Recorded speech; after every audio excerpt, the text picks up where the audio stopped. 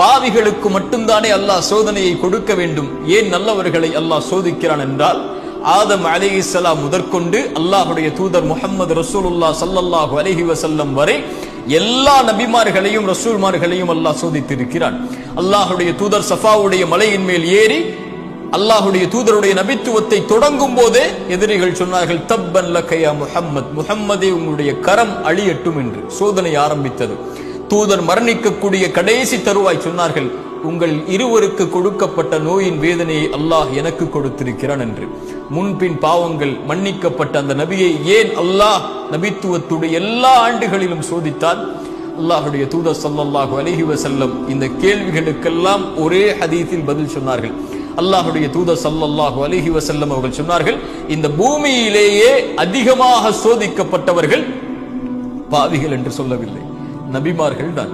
அவர்களுக்கு பிறகு அவர்களை பின்தொடர்ந்தவர்கள். ஏன் அல்லாஹ் சோதிக்கிறான்? ஒரு இறை நம்பிக்கை கொண்டவனுடைய மார்க்கம் தீன் எந்த அளவு இருக்கிறதோ அந்த அளவு அல்லாஹ் சோதனைகளை உறுதியாக்குவான். ஒரு இறை நம்பிக்கை கொண்டவனுடைய மார்க்கம் எவ்வளவு எளிதாக இருக்கிறதோ அவ்வளவு எளிதாக சோதனை வரும்.